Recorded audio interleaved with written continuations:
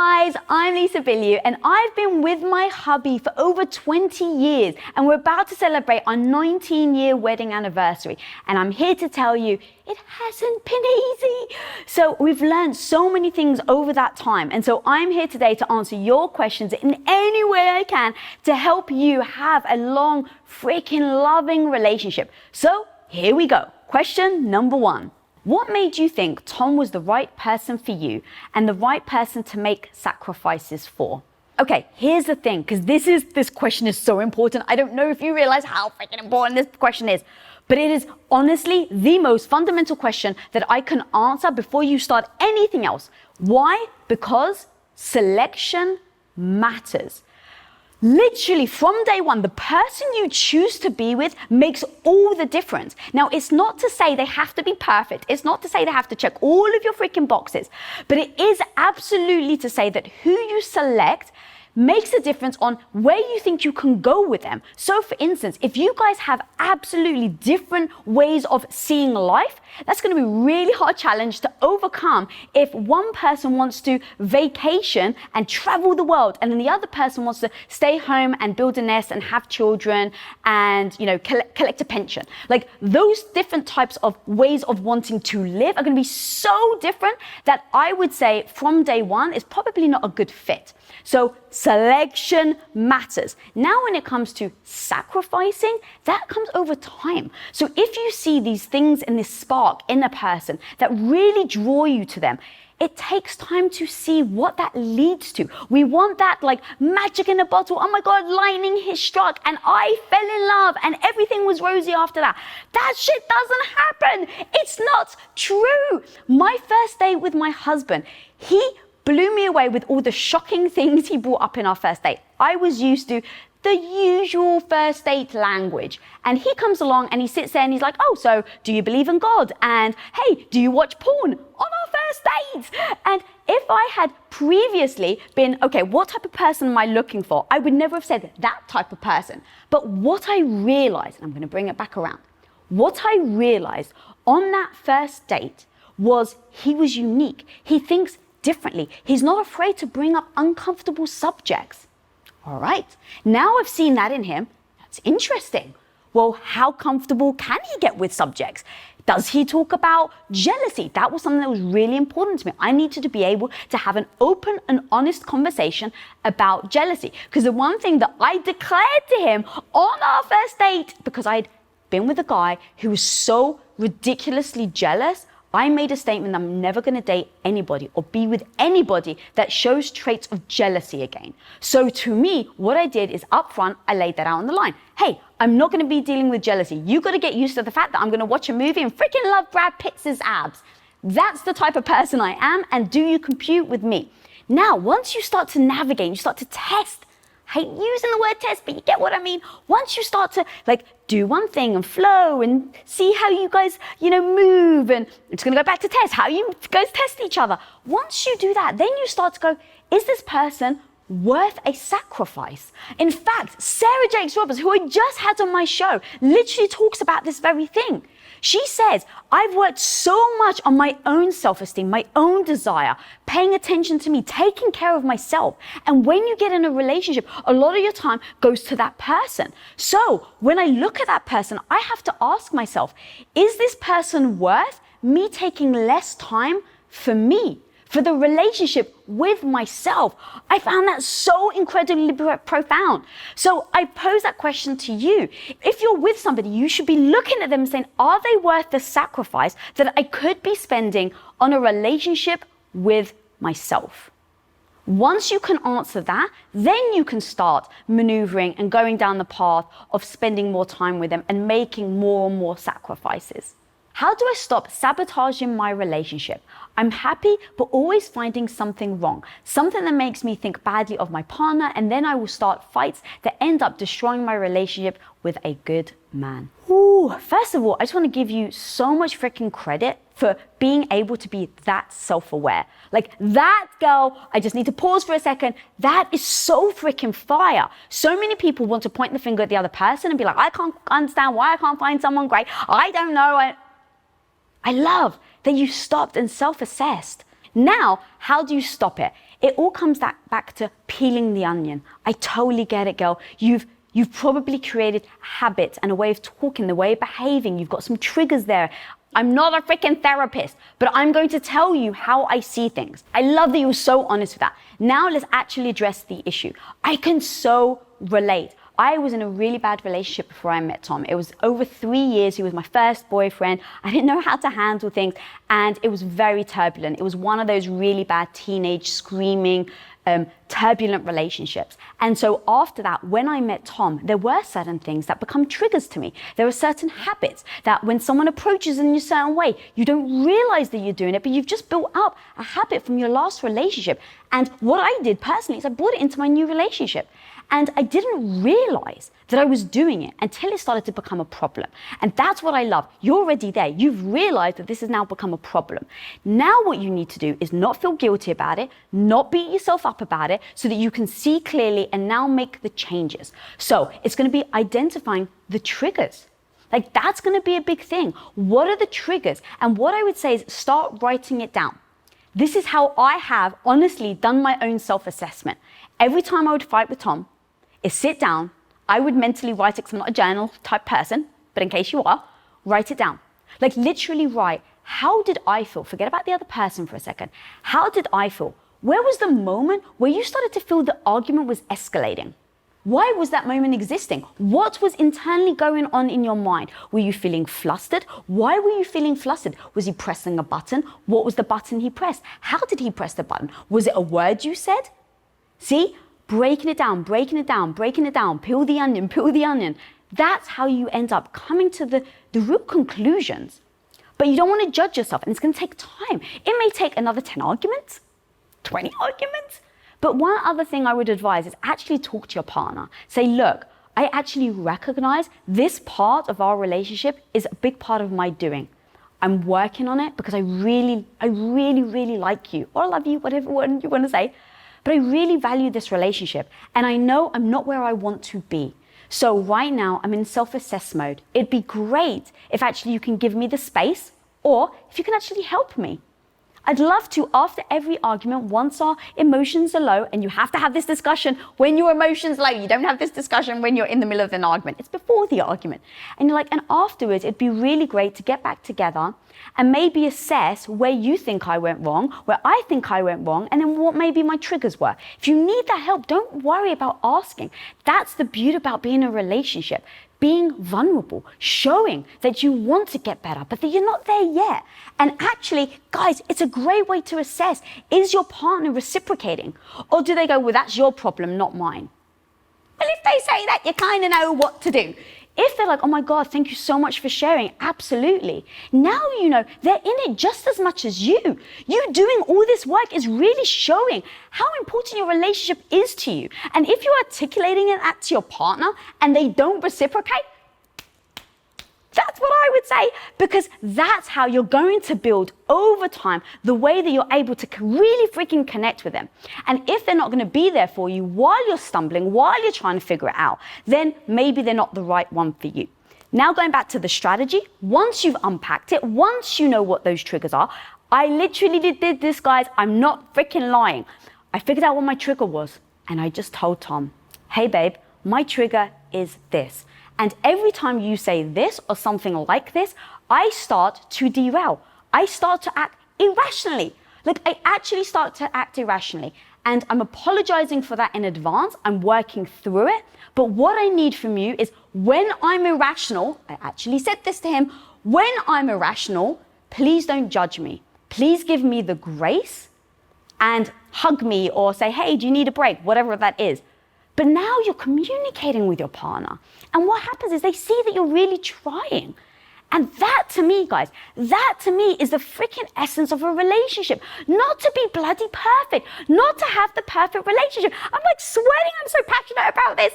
Like, that's the juice. And in these moments is you're able to see, is the juice worth the squeeze? I'm sorry, I cannot resist, but it's true. I watched an episode where you discussed that you and Tom don't bring up divorce as a threat. so to speak. Could you elaborate on your choice not to do that? Oh my God, yes, thank you for asking this question, because this was something Tom and I actually decided from very, very early on in our relationship. No one wants to live in fear. You don't want to be in a relationship where someone's going to easily get an out if they're upset with you, or that you've done something and, oh my God, am I going to lose them because I've said this? I need to know that my husband is with me for the long freaking haul. I need to know that, and he needs to know that no matter how much he fucks up, no matter how much he messes up in our relationship, divorce is off the table, except I gave him 2 non-negotiables. So I'm not to say that divorce isn't actually a possibility, but I set him up for success. So I said, hey, I'm not looking to divorce you. No matter what happens, I hate to say this, but if you get brain damage, babe, I fucking love you. I'm here with you. Like nothing, no matter what. If you accidentally call me a bitch, I'm still here. Divorce is off the table, except for the 2 non-negotiables. Now, what are the non-negotiables? You never, ever get to cheat on me. You never, ever, ever, ever get to hit me. Period. Those 2 things. You want to talk about divorce? I'm freaking out the door. So it's not that I'm saying don't use divorce. If it causes, if there's an actual reason why you need to get divorced, then you really should. Another thing, actually, if Tom and I, if we did everything we possibly could, if we went to counseling, if we read all the books, if we sat and just spoke and spoke and spoke for hours and hours and months and years on end, and we still ended up in a place where we were both unhappy in the relationship, we would get divorced. So it's not that it's completely off the table. It's the mindset around the word divorce and what would cause it. And for us, it really is, I'm never just going to leave you. You're never just going to be surprised. I'm never going to threaten you with divorce. And he's never going to threaten me with divorce. Because what happens is you start to have the fear. And fear in a relationship with your partner, fuck that shit. There's no freaking way I'm going to be in a relationship where I have fear over loss. No freaking way. And that all comes down to being each other's security. Knowing I'm not going anywhere. When you know someone's not going anywhere, it gives you a sense of safety. And to me, that's exactly what relationships are. It's about safety. It's about trust. And as a perfect example, I'm just going to throw this in there. I had massive gut issues. I still have gut issues. But there was a while, guys, for years, sex was really hard. Standing up was really hard. I could barely eat. So I was severely malnutrition, which meant that I was a bit of a wild one when it comes to emotions. Now imagine in those moments of being super sick, not being able to sexually satisfy my husband, not feeling sexy. In those freaking moments, imagine I had to worry, is he going to leave me? I can't imagine a world where I would have to worry about that. That's not a relationship I want. And so, going back to why do we commit to never saying the word, that word is just as bad as the word Voldemort? Why? Because of that. Be vulnerable with your partner. Show your weaknesses. Show your vulnerabilities. That builds trust. And honestly, a relationship without trust isn't a relationship I want to be a part of. How do you go about choosing a partner with a growth mindset? All right, first of all, I want to start about emphasize the reason why finding a partner with a growth mindset is so important if you have one. Because here's the thing, when you want to grow, when you want to change, when you want to improve, when you want to be better every single day, you need someone that has that same mentality. Because as you grow, if they don't, they're just going to say, hey, you've changed. You're not the person that I married. I keep saying, honestly, isn't that the best news? I don't want to be the same person Tom married 19 years ago. I don't want Tom to be the same person I married 19 years ago. So we encourage each other's growth. So that's why it's so freaking important, because without a partner that supports your growth, it's going to be really freaking difficult. Now going to how do you actually find a partner with a growth mindset? I would go to places where these types of people exist. It's just like fitness. Fitness is actually really important to me. It's become such a part of who I am. It makes me feel powerful. So I just know I wouldn't be able to be with somebody that didn't care, that didn't understand what it meant to move your body, that what it meant to be in the gym, to lift weights, why it's good for you, and good for the mind, nevertheless the body. So I would go, okay, that's really important to me. So I'm not going to meet someone, or I'm not going to date someone that doesn't have that. Okay, cool. Where do people that have a fitness mindset go? Okay, I'm sure there are, platforms, communities. I would go to the gym. Maybe with COVID you can't, but like that's the sort of thing. I would embed myself in the communities. That's going to be important. So where can we find growth mindset communities? I don't know. Maybe Women of Impact? Maybe Impact Theory? But apart from actually going into communities and figuring all that out, one thing I would say is when you meet someone, it all becomes part of their language. So ask them questions. Hey, what are you reading? What are your dreams? What are your goals? What are you working on? Like, to get to those goals, you start to sense, like, if they have the growth mindset, if that's the path that they want to go on. So that's going to be really, really important, is asking the questions. And then as time goes on, if you're dating someone, as time goes on, you'll start to see, right? There'll be moments where you'll see like, oh, do they have a growth mindset? Did they apologize? Did they admit what they did wrong? All these things will end up showing you the type of person they are and the type of mindset they have. And then you can assess whether they're right for you. How do you handle and de-escalate arguments? All right, the reason why I love this question is I used to be a bit of a hothead, still a bit am, but definitely I was a person that would wear my emotion on my sleeve. And so what would happen was we'd get into this debate with Tom, we'd have a bit of thing, and I would just keep escalating. Like, just keep going, what do you mean? And my tone would get louder and I would get louder and my hands would get more wild. And before you know it, becomes like a full out screaming match. Now, Tom and I used to do that. We've had many screaming matches, guys. One that comes to mind, we screamed at each other so much. We're actually living at my mum's before we got married, and we were screaming at each other so much. He storms out, he goes downstairs, it's my house in England, he goes downstairs and he slams the door. He goes to leave the other door, because in England you've got 2 doors. He slams the first door, goes to open the other one, and it's locked. So he goes to come back in the house and it's locked. And now he's literally locked in between 2 doors, and he knocks, and I come down the stairs and I'm furious. And then I see that he locked himself out. And I just opened the thing and we just started laughing. That was one of those moments where it's like, wow, you know what's so interesting? How we can actively change our chemicals. Like, we can flip them on a freaking dime. In fact, I'm going to give you an example, guys.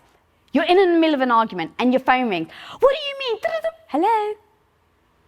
How many times have you done that? You can flip your tone. You can flip the way you come across just like that. But how do you actually do it?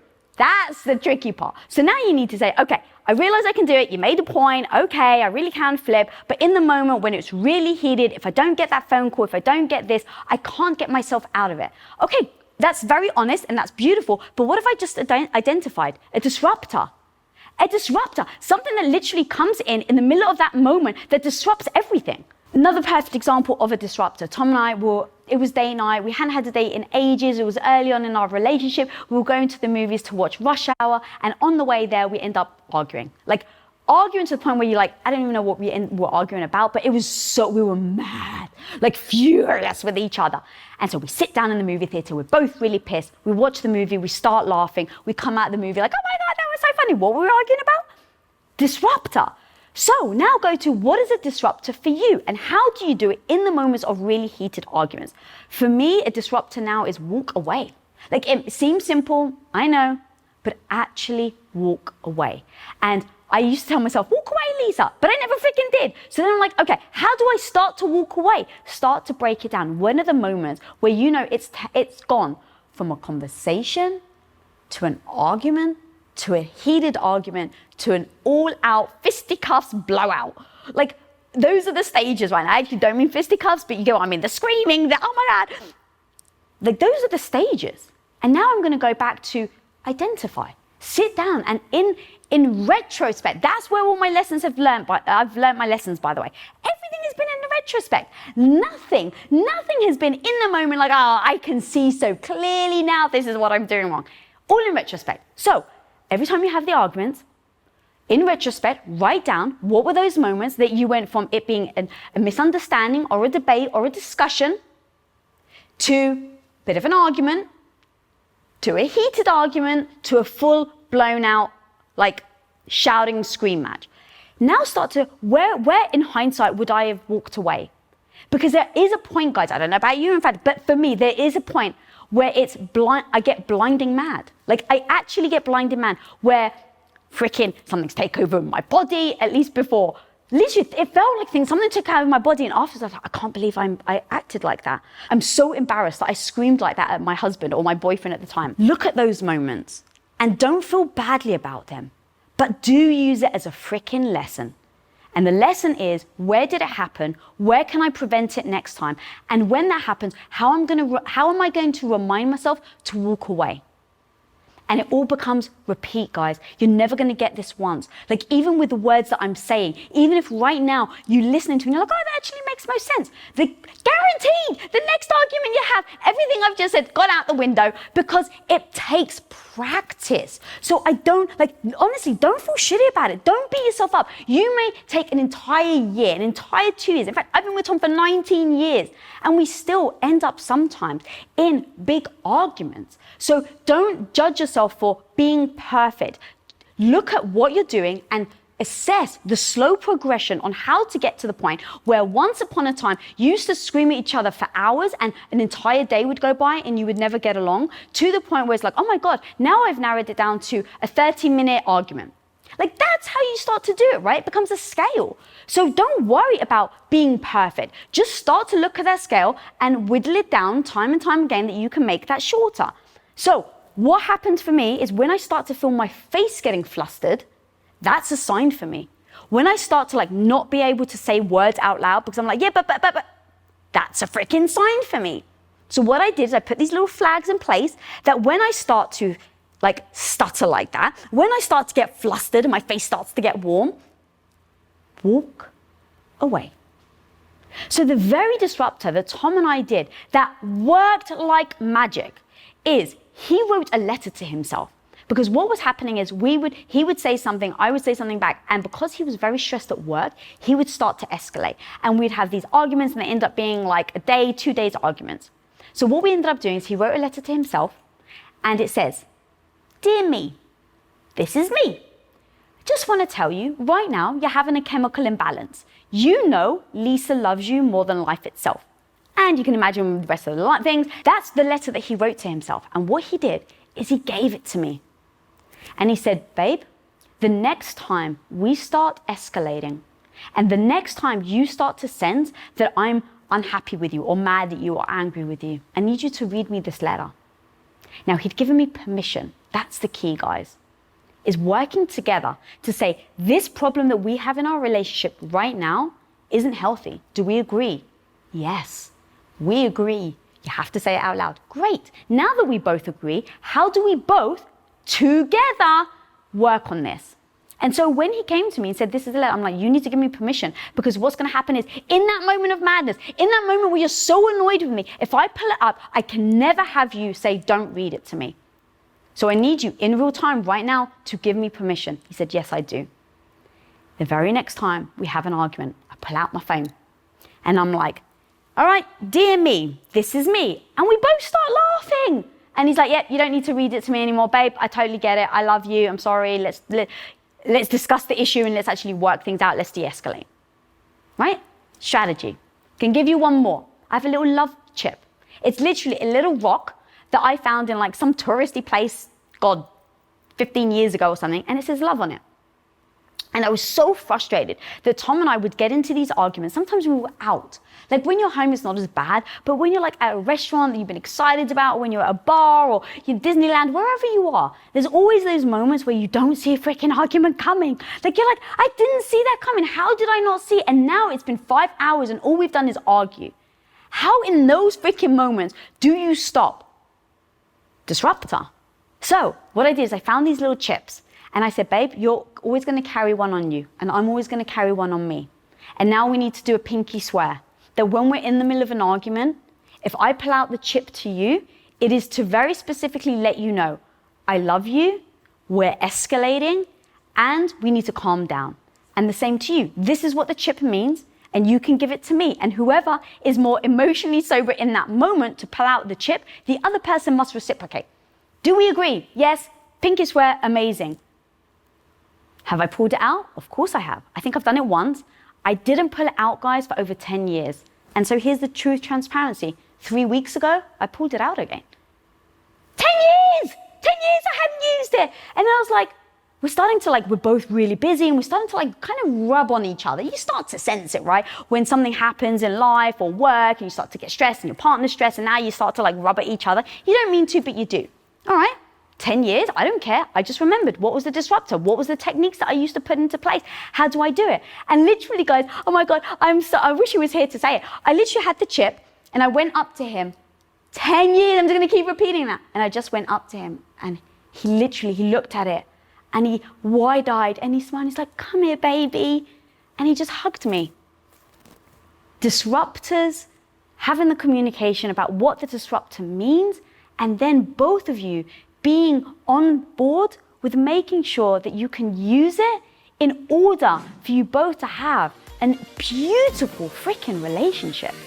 What up, guys? Thanks so much for watching this video. If you'd like another dose of badassery, make sure you watch this video right here because I know you like it.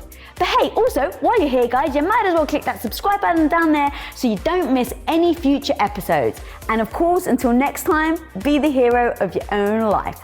Peace out.